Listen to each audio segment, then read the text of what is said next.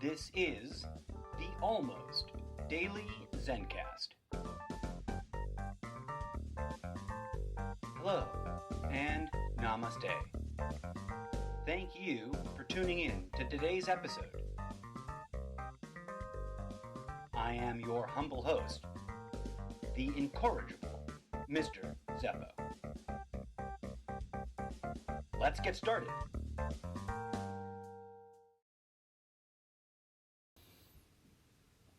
That last segment was pretty depressing.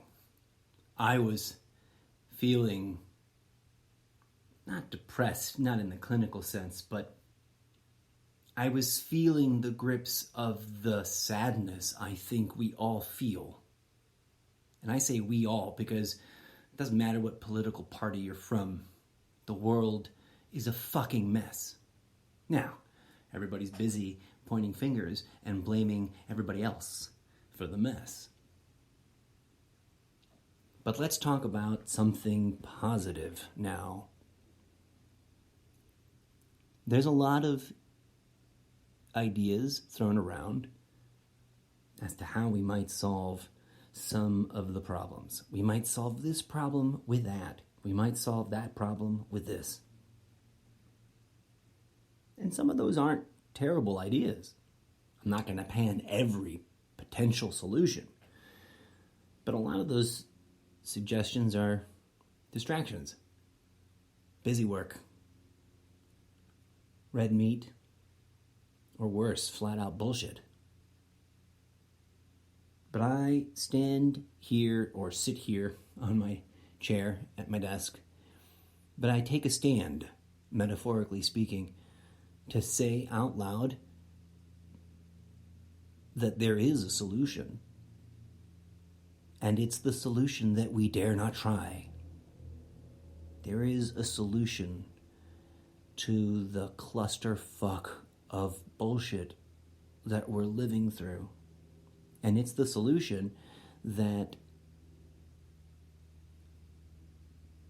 for some reason we cannot bring ourselves to implement, despite the fact that for centuries individuals have stood up and said, hey, whoa, how's about we try this solution?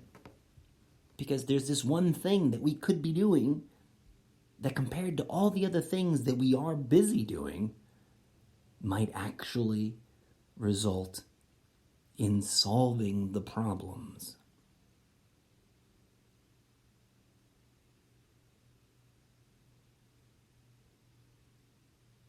It is no accident that people scoff, people laugh, people will insult and mock and ridicule anyone who says love is the answer. Now, I am grateful for the fact that there are plenty of people who will continue to maintain that position. I'm not alone in this. It's not unique to me. It's not even really my idea. It's just the one that I see as making the most sense.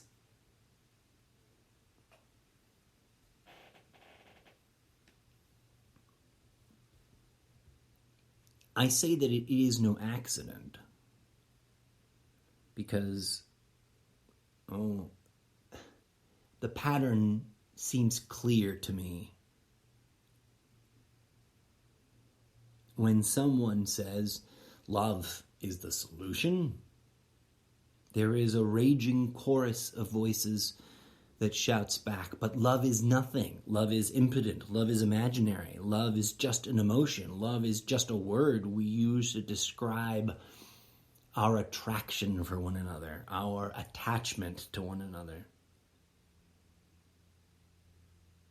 And that won't solve anything.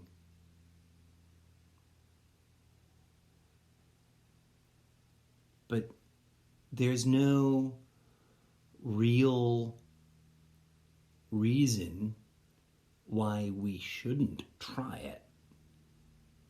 There's just this bias, this presumption that gets perpetuated, this false notion that has been normalized this concept of the impotence of love, the insignificance of it, while we simultaneously preach to ourselves nostalgically about it.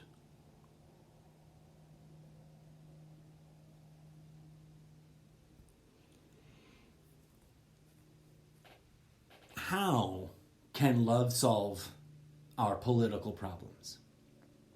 One of the easiest pot shots that people take is, what are you going to do, hug your enemy to death? Well, not in the moment that they're charging towards me with a gun. No, it's a bit late, man. It's a bit too far into the conflict at that point. There is nothing that will stop a bullet once it's fired, except it running out of momentum. The solution is not to be implemented at that moment, though. For love to work, for love to heal, for love to guide us back towards a place of clarity, we must implement it long before the muzzle of the gun is pressed against our heads. We must implement it long before the person with the gun acquires the gun. We must implement it long before that individual is so full of rage and blinded by hate that only a gun seems powerful enough for them to express their rage.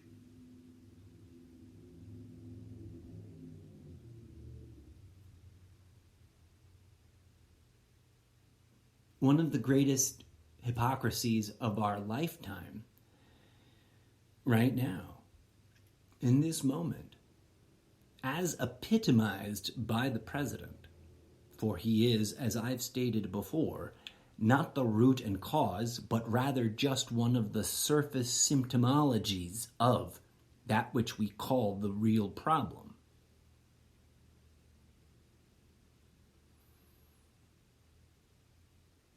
To solve the urgent issues of our current moment, we need to begin by remembering what love really is, instead of perpetuating the lies that tell us what it isn't.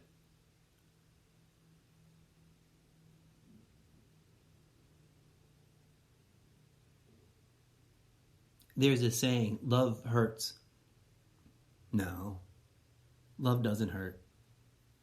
It is the retraction of love. It is the failing to perpetuate it. It is the giving up on love. It is the abandoning of love that hurts. It is the taking away of love. That's what causes the pain, right? And that statement is, of course, mostly a romantic one. It is a statement attempting to describe some value or some state of being. But love itself does not hurt. It is when love is not reciprocated. It is when love is misconstrued. It is when love is abused. It is when love is harnessed for ulterior motives beyond love itself. That generates pain and suffering. It is when we starve ourselves of love that we experience pain and suffering. It is when we deny ourselves the love we need, the love we know we all need. Raise your hand if you think you don't need love. Very few people, I think, would raise their hand in a crowded room if I said that, in a public speaking engagement. If I was up there on a stage giving a TED Talk, and I asked the crowd, raise your hand if you genuinely believe that you do not need love. I would be shocked if a plurality, let alone a majority of people raised their hands.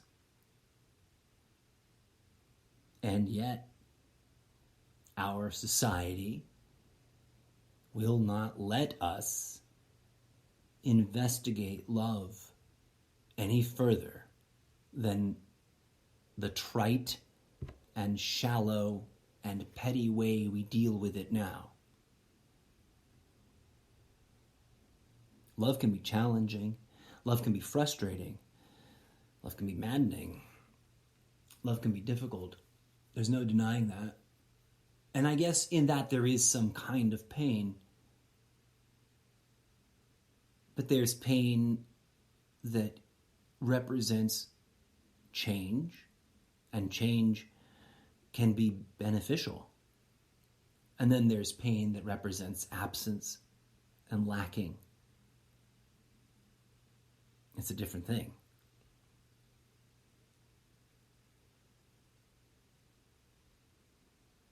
It is no accident that in a country that says in God we trust on it, that put that on its money, the people who most fervently proclaim to believe in that God seem to be the ones that have the most difficult time with love. Now, I don't mean all people who call themselves Christian. Technically, I still call myself a Christian in a way. I don't follow the messenger. I follow the message. I'm not worried about whether or not the person we call Jesus Christ existed exactly in the time and history that the Bible says he did. I'm interested in the message that has been preserved for however long it's been carried forth, that speaks to love, to healing, to transformation. That message is not exclusive to any church. It does not belong to this group of Christians or that group of Christians. Jesus wasn't a Christian. The person we call Jesus, more correctly, we should call him Yeshua Christos. But that person, whoever that person was, they, if we take the story as some vessel of truth, not in a literal sense, but in a metaphorical sense, that person stood up and said, the way we do things is toxic. The way we do things is unhealthy. And we could be doing things in a healthier, more transformative, more helpful, more healing way.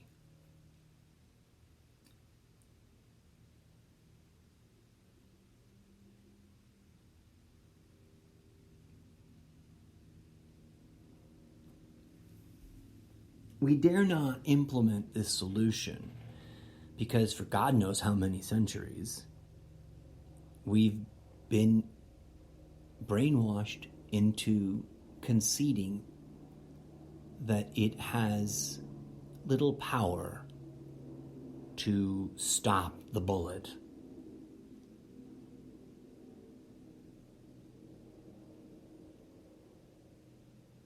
But if we implemented it the way it works, as opposed to some washed down, flattened out, and stripped away, shallow version of itself, then yeah,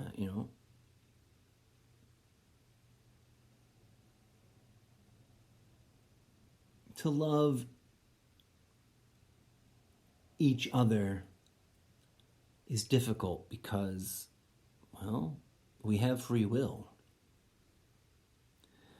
And free will opens the door to ego.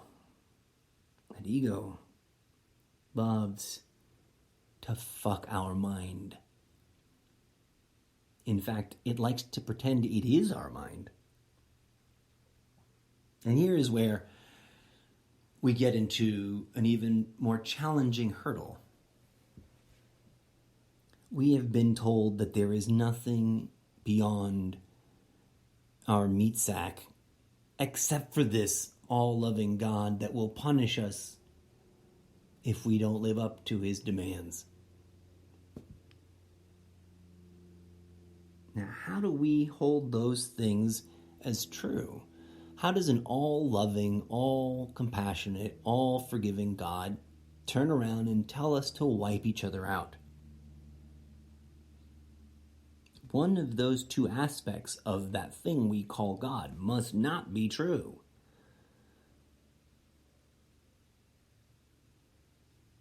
How can a God love us and then command us to destroy ourselves or each other?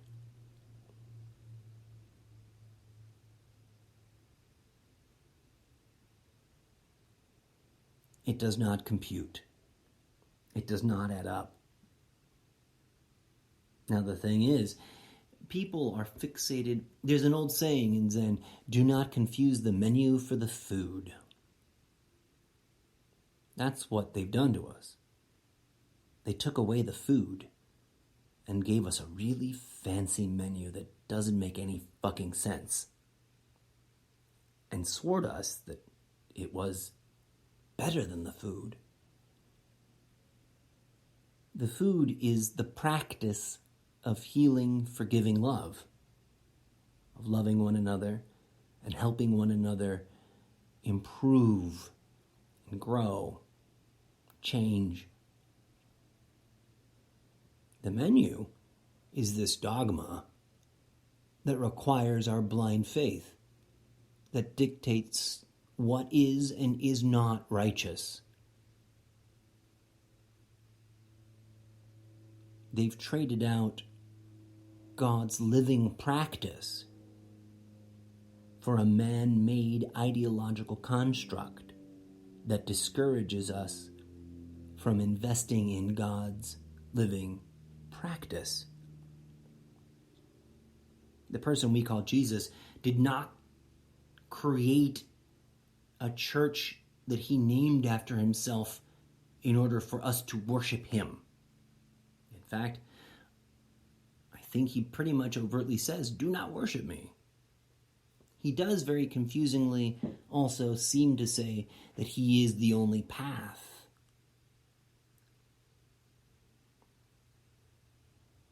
Now, for many, this seems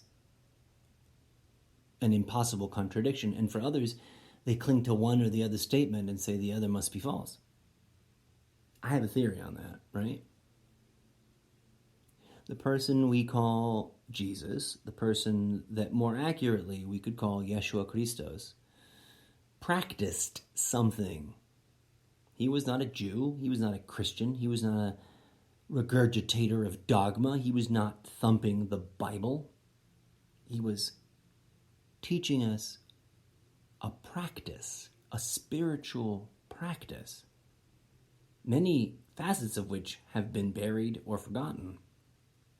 But at the core of that practice, which somehow shreds of it have survived in the text, which has been severely altered. And let me put a sidebar here. I'm often challenged by those who still cling to some version of the, quote, Christian faith to a Bible thumping match. I don't engage in that anymore. I was too good at it. most people come at me with the assumption that I don't know what I'm talking about, that I've not studied the Bible. But I have. For quite a long time. I've forgotten more about the Bible than most people can recite from memory. I was once an enthusiastic Bible thumper. At first, I was a Bible thumper that was thumping the Bible in the ways that I was taught to thump it by those who taught me what it was Christianity was supposed to be. But in that activity, I realized, wow, this is a really messed up interpretation. This is a really screwy way to pick and choose what's in this book, to make an argument that on the face of it contradicts the very core teachings of this person that we all claim to love and admire, look up to, and want to be like and believe in. Here's a simple example that I think proves my point. The politicians that are trying to take away health care from your fellow Americans, most of them call themselves Christian.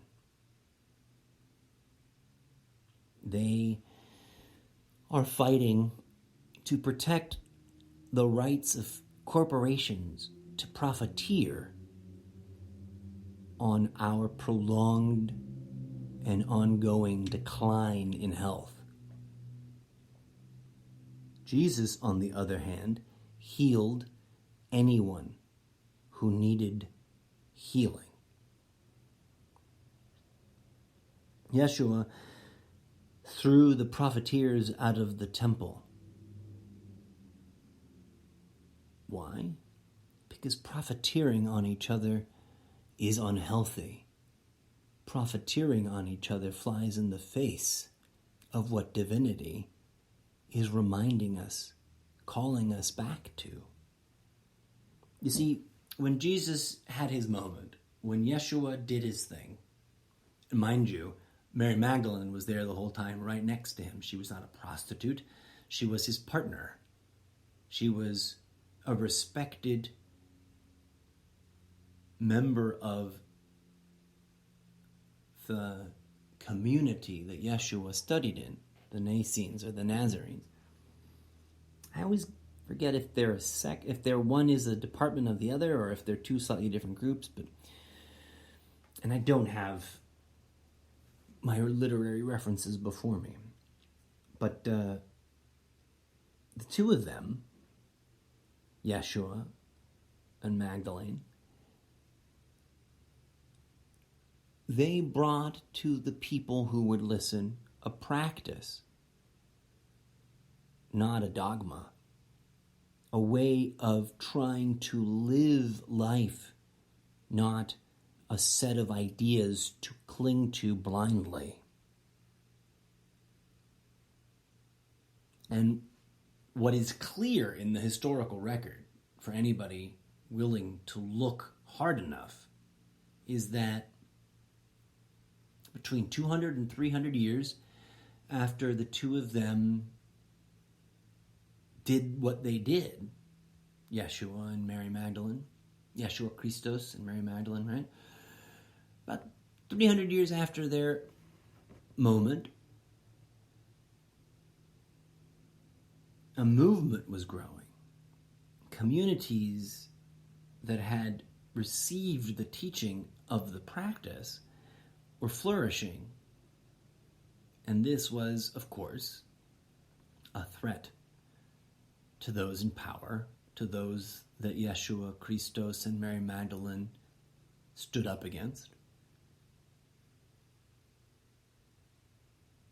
And for many years during that early period, the system of oppression attempted to butcher this community out of existence, but somehow it thrived anyways.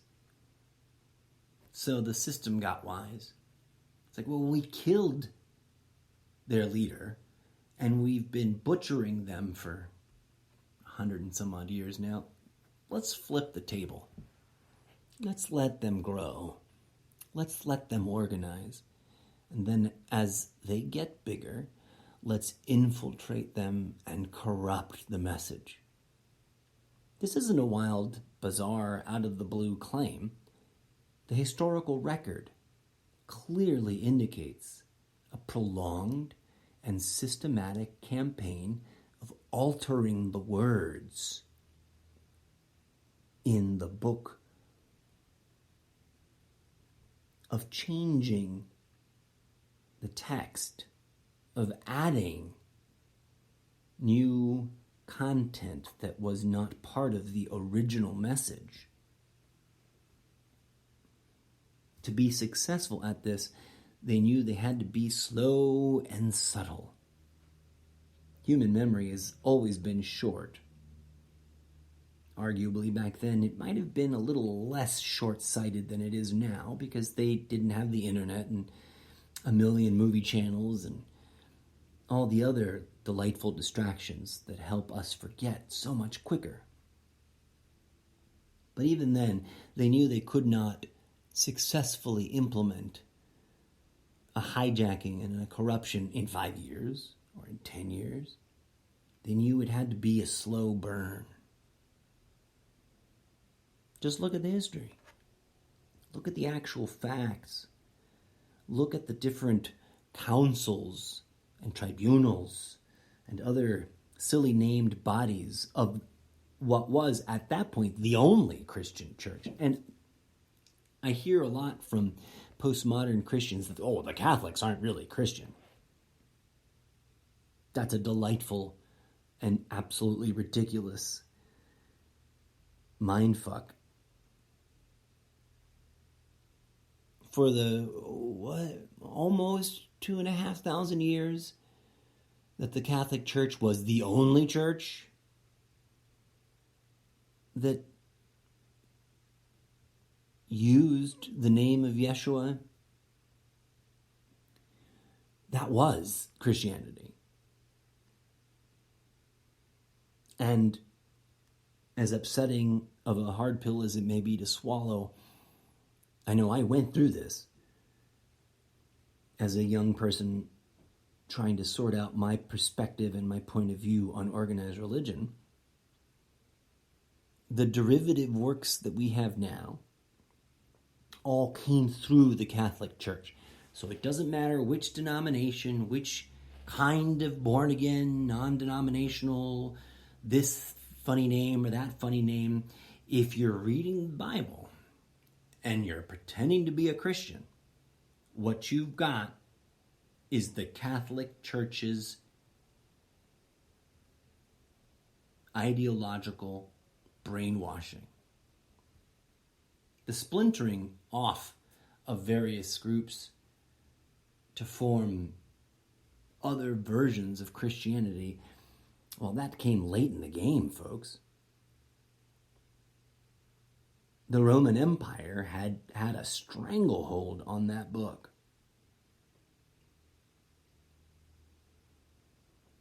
For 2 centuries.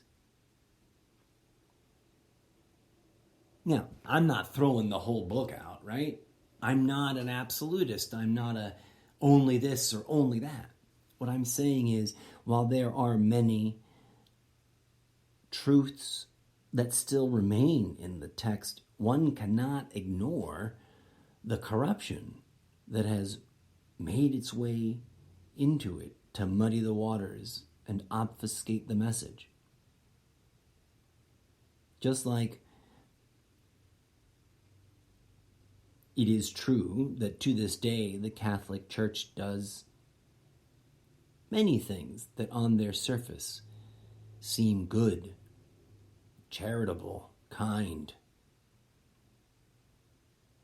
They are ultimately, as they exist now, a worldwide criminal network that rapes and pillages.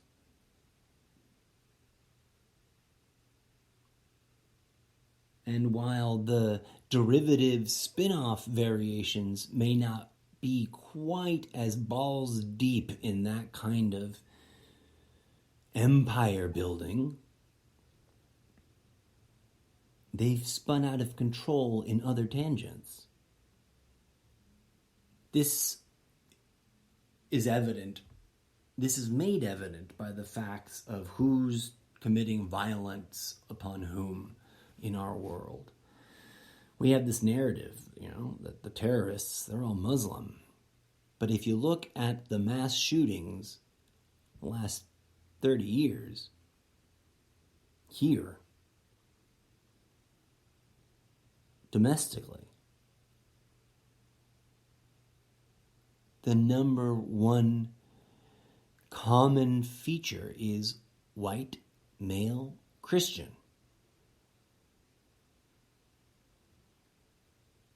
Does that mean Christianity is evil? No. It means Christianity is a product of a corruption that we impose as a species preoccupied with oppressing itself.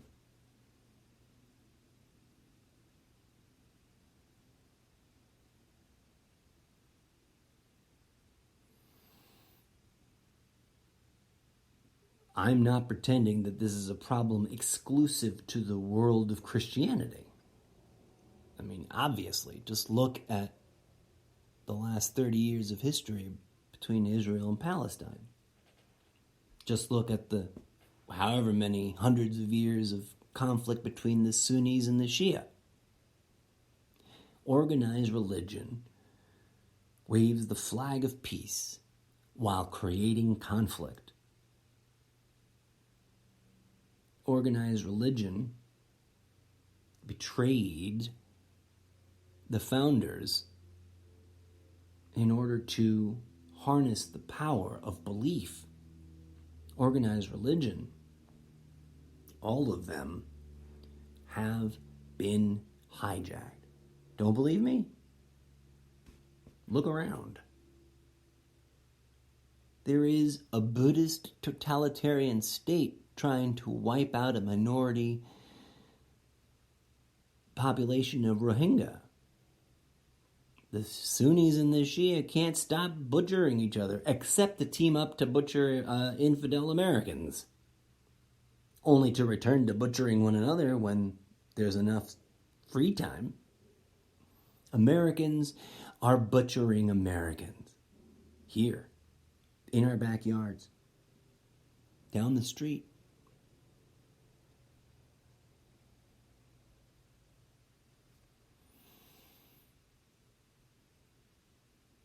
And yet we dare not try the one thing that every prophet, every wise person that ever spoke truth to power, whether they were spiritual gurus or perhaps politicians not quite totally hijacked by the corruption yet.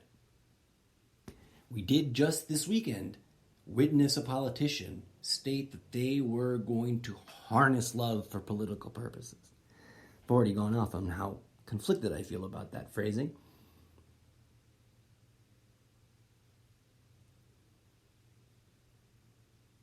We speak to love and yet we fail.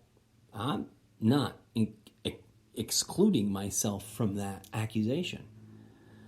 I've always believed in love. From as long ago as I can remember, it made sense to me that love should trump hate. Love should heal.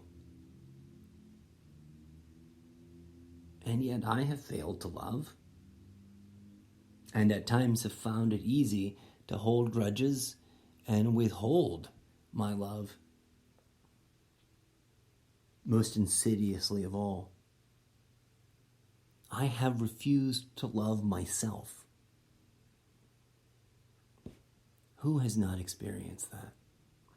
Who has not forgotten to love themselves? Why is that? Why is that so easy? Why do we go, each and every single one of us were born to this world free of the knowledge of hate, bigotry, racism, anger, loathing, violence. No one comes out of the womb demanding war. And yet, by the time that we declare ourselves fully functioning adults, we struggle to even find the power to love ourselves as truly and as deeply and as powerfully as we are capable of.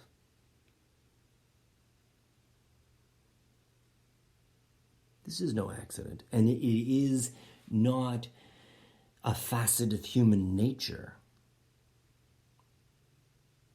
Emotions are an organic facet of human nature. And as one person put it, there's basically only 2 or 3 emotions: fear, love, greed. Is that an emotion?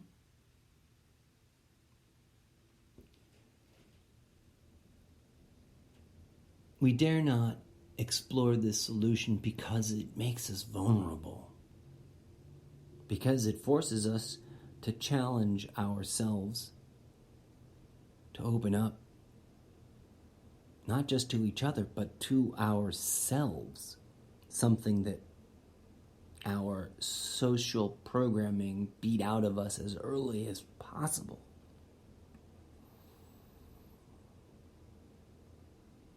And these mechanisms that do this, we implemented. We did this to ourselves. For what cause? For money, for power, for the love of money and power. You see, the thing is, love is truly blind, and like all things in the universe, it is not inherently an absolutely good or absolutely evil thing. The universe is relative. By definition, it is relativistic. Everything is relevant and related to and interconnected to everything else, and thus context is as important as anything. And our context has been one of oppression. A very palatable, sometimes pleasant kind of oppression. An oppression focused on distracting us from our natural, organic, inherent gifts in favor of a free-range kind of slavery,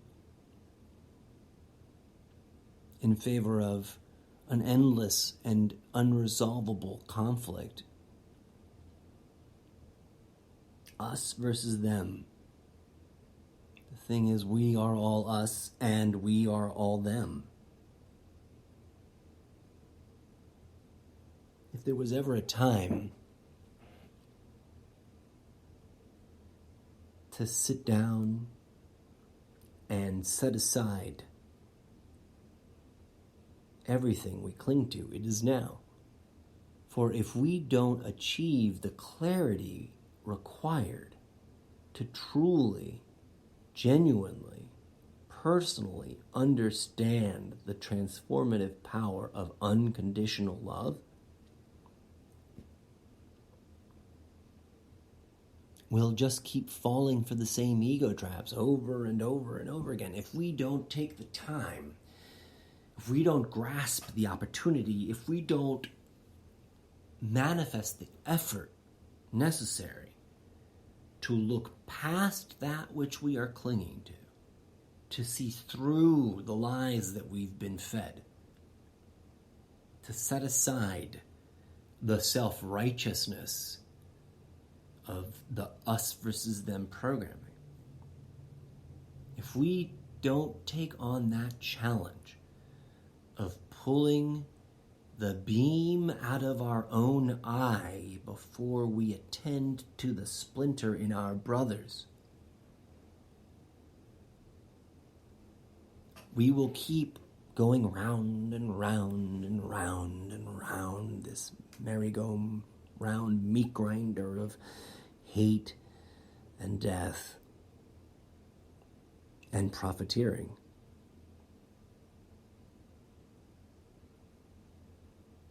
And the worse things get, the harder it is to stop and look within and see the love. The crazier the political environment becomes, the more challenging it is for us as individuals to set aside the rhetoric and seek the silence within, from which the undeniable truth will always emerge.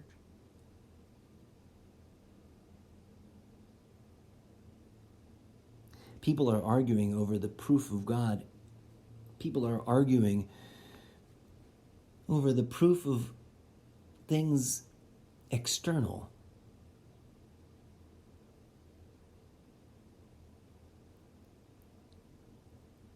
People are arguing over which ideology amongst all the ideologies is the only truth. Those arguments are tools of the oppressors. Those arguments are what they want us caught up in. And I say to you, my dear friends, the revolution begins deep down inside when we pause for just a moment, and instead of seeking justification for the choices we've made, seeking validation for the ideologies we cling to, instead of fighting one another over this and that, if we can just return to that stillness within and really investigate the depth and breadth and power and scope of the endless well that percolates within us. Where does love come from? Where does love come from? If it is a thing and it is real, it must come from somewhere. Light comes from the sun. Water from the clouds. The flower comes from the branch, which came from the trunk, which came from the roots, which came from the seed, which came from the fruit, which came from the flower. As unlikely as it may seem, love does not come from anywhere external. Nothing in nature arrives from anywhere external. Everything in nature develops from within. Where do children come from? A stork does not fly over your house and drop a baby in swaddling cloth down your chimney like some kind of avian Santa Claus, bringing you a living, pooping, crying present. Human beings emerge from the inside of other human beings. So when we ask, where is the love? We cannot go seeking it out there amongst the ideas and the dogma and the blind faith belief systems. None of those are the source. You are the source. I am the source. And as crazy as it sounds for me to say it, the bad guys, they have the source within them too. The challenge we face is not to win another election. The challenge we face is not to win another war. The challenge we face is not to win another revolution. The challenge we face is not to win another argument. The challenge we face is to set aside all those distractions, all those contests, all those ego traps, and to reconnect with the source of life itself, which emanates from deep within. Where does the light of the sun come from? We know that light comes from the sun. Where does the light that comes from the sun originate? From inside the sun, yo.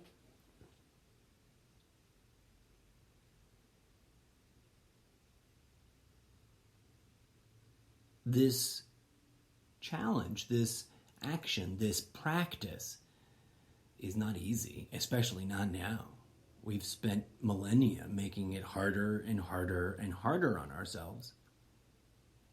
We've given ourselves ever increasing layers of distraction that get ever more complicated, ever more shiny, ever more effective at distracting ourselves. We've even created whole monolithic ideologies that deny the existence of that which we might call the divine. For what purpose? So that those who fall into that mental ego trap feel comfortable in their self-denial.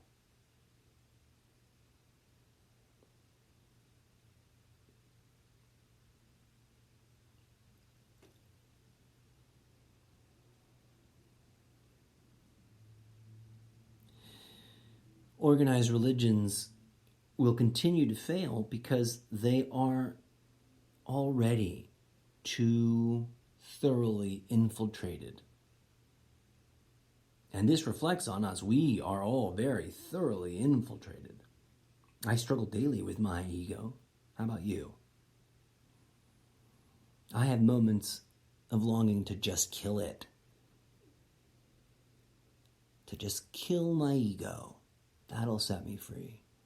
But when I've done that and I realize I am still not yet free, what will I kill next?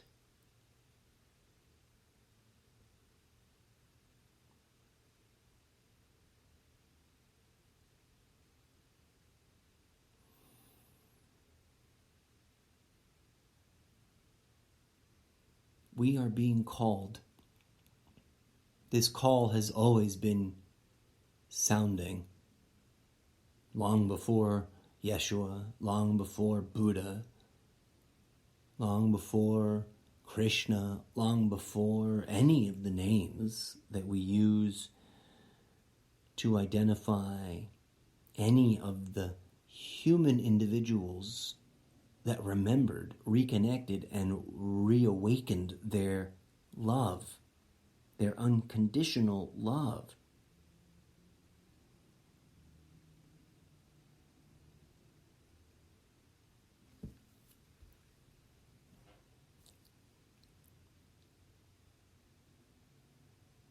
As always, I'd like to remind you that I'm not asking you to believe me. I'm not asking you to believe in me as a messenger. I'm not asking you to follow me. I'm not asking you to give me money. I'm not asking you to do anything but investigate for yourself that which I am suggesting, that deep down,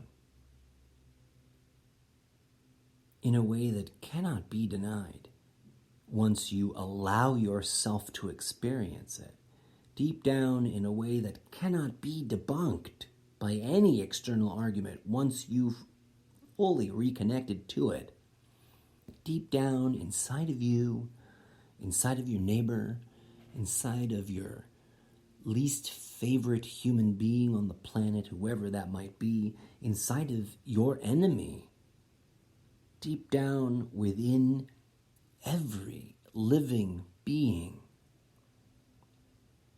is the divine thing we minimize with the word God. The word God is too small, it's too tiny, it's too personified. The word God is what we created in our image.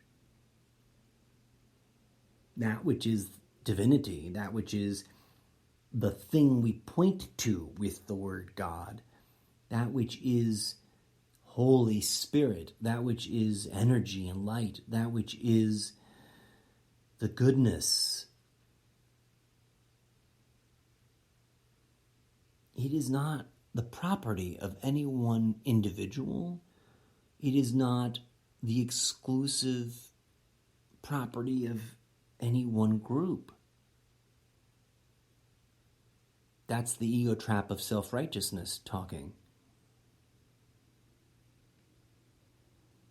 This light, this energy, this divine flow, this source, it is life itself. It is what animates you, even when you're busy doing horrible things.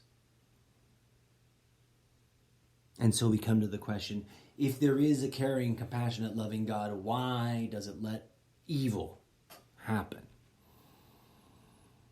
Because we allow it. Because we are that divine thing, and in our delusion of isolation, in our imaginary limitation of being only this body and this face and this history and this collection of events in our memory,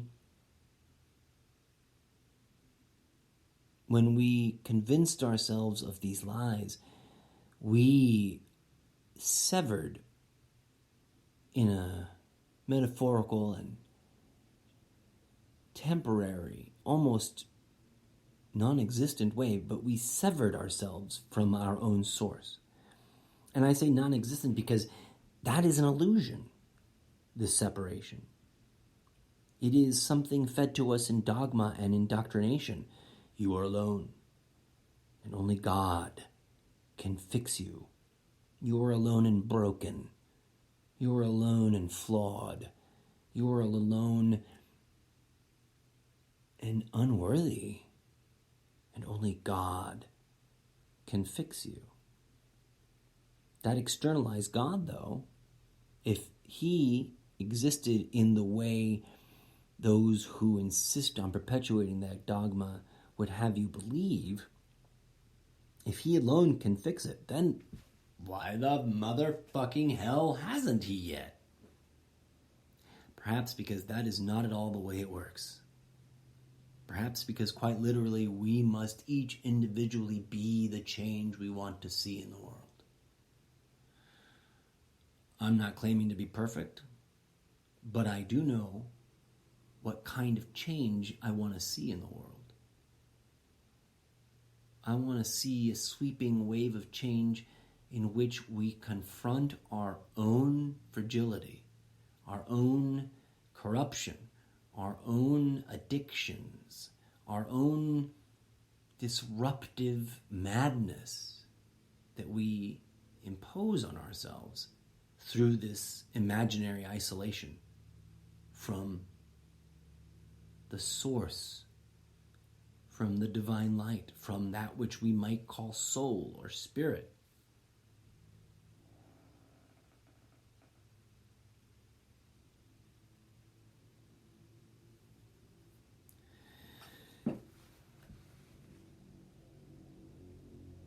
In that space that we are not taught about, in that internal dimension that gets overtly denied, in that seat of spiritual awareness, in that sphere of energetic consciousness,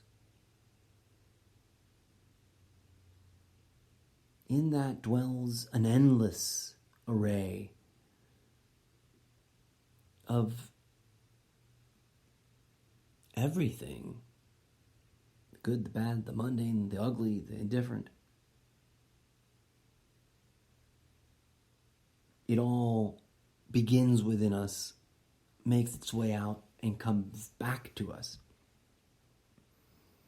So instead of arguing about all the things we're arguing about,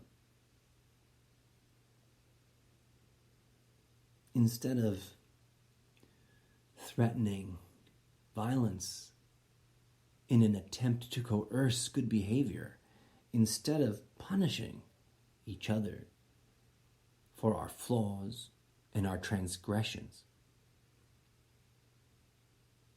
Now is the time to investigate healing through forgiveness, anchored in unconditional love. Now is the time to test that theory. If it's wrong, if that theory is false, we'll know pretty quickly. If it's real, if that theory is true, we just might actually manage to heal ourselves, each other, and the entire species. So why are we wasting time with any other subject?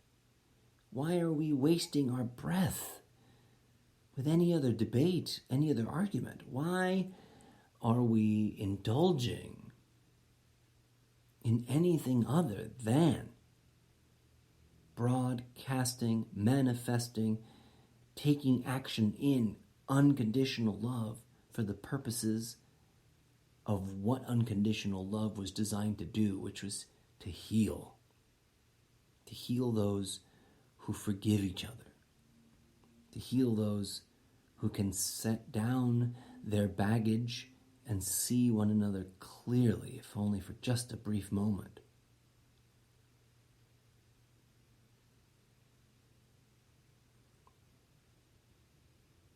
No one's coming to save us from ourselves. And our job is not to save the world, but to heal our species.